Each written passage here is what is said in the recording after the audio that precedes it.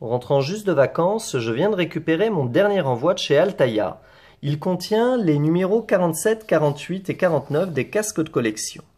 Avant de faire la review des casques, je vais d'abord vous décrire très brièvement ce que l'on trouve dans les fascicules. Le 47 est consacré à la série Rebels et plus particulièrement à la rébellion et aux héros donc de la série. Vous trouverez donc des informations sur Ezra notamment, des données techniques sur son casque, le casque des cadets de Lothal, et d'autres informations sur les héros qui l'accompagnent, Sabine, Kanan, Hera.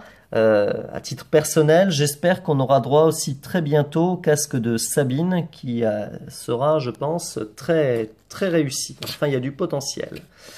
Le fascicule suivant est consacré aux chasseurs de primes Succus. Mais alors finalement, il ne parle pas des chasseurs de primes, ce qu'il a déjà fait dans d'autres numéros, mais fait tout un laïus sur la cantina et les aliens qu'on peut y rencontrer. Voilà, moi c'est toujours des photos et des infos sympas. Après donc vous avez un truc, comment dire, un laïus sur Succus.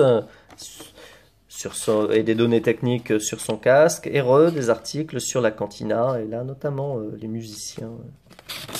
Voilà. Le dernier numéro est consacré à Podameron, et notamment à l'assaut de la base Starkiller et un long article sur la résistance. Les photos sont toujours très sympas. Vous avez plein de petites infos sur le pilote de la résistance et les cadres qui la composent, dont l'un de mes chouchous, l'amiral Akbar. Voilà donc trois petits fascicules toujours sympas à lire. Et maintenant, passons au casque. Premier casque de ce nouvel envoi, le numéro 47, est aussi le premier consacré à la série Rebels et plus généralement à l'univers étendu.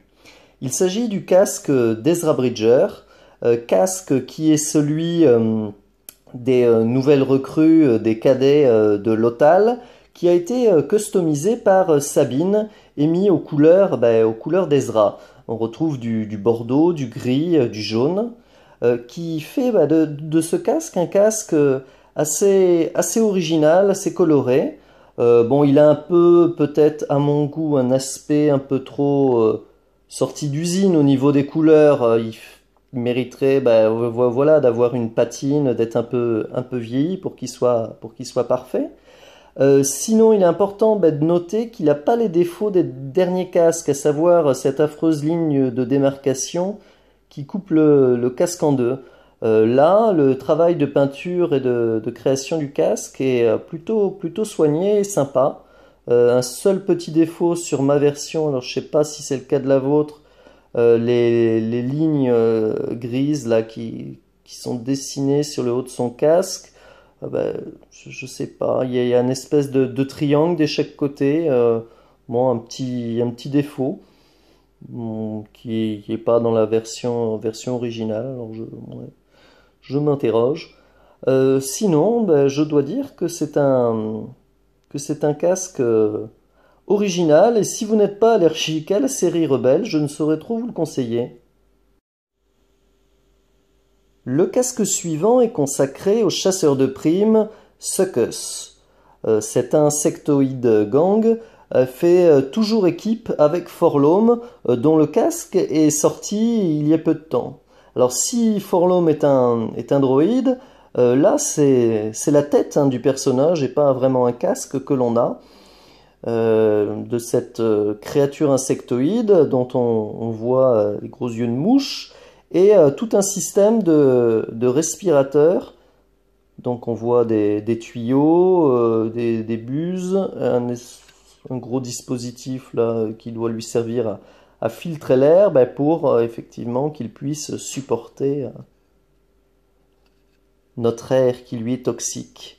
Alors il est fait en plastique souple, là on voit son crâne.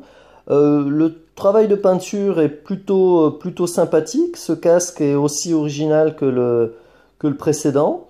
euh, notamment au regard du nombre de troopers qu'il y a dans la collection. Bon, je vais pas m'en plaindre, moi j'adore les Storm et tout ça. Mais c'est un casque plutôt original, donc en plus consacré à la trilogie classique, à l'Empire contre-attaque, et qui vous fera compléter votre collection de chasseurs de primes. Dernier numéro de cet envoi 49, c'est sûrement celui que j'attendais le plus, le casque de Podameron, casque qui l'arbore dans la scène finale lorsque les X-Wing passent à l'attaque de la base Starkiller et donc qu'il pilote ce fameux vaisseau X-Wing noir et orange. Le casque est vraiment très sympa. Vous avez donc visière baissée, un petit microphone sur le côté, le casque aux couleurs du film. Là, le symbole de la rébellion que vous retrouvez également ici.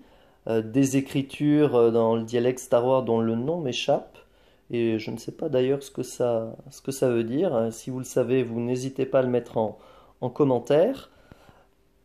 Le travail de peinture est plutôt justement bien réalisé, avec justement des petites finitions, des rayures sur le casque qui, bah, qui lui donne comment dire, qui lui donne une histoire, qui est du vécu, ce qui est toujours appréciable sur ce genre de produit. Euh, il est vraiment plutôt beau à voir comment dire, à exposer de profil. Et l'idéal, là, c'est sur un socle rotatif parce que effectivement, de côté, le résultat est tout aussi sympa. Seul bémol qui est la constante des derniers casques, voilà, une affreuse ligne de démarcation. Alors, elle est moins gênante parce qu'effectivement, on la voit pas de face, mais voilà, quand on retourne le casque, là on la voit bien, notamment à ce niveau-là où effectivement il n'y a pas de raccord peinture, et là il y a petite imperfection. Euh, Après, bon, voilà, c'est le seul défaut de ce casque et de pas mal d'autres en ce moment. Niveau détail, niveau tiens, tous les petits accessoires, le micro, les systèmes d'écouteurs, de filtration de l'air, enfin vraiment. Euh, c'est un très très beau casque.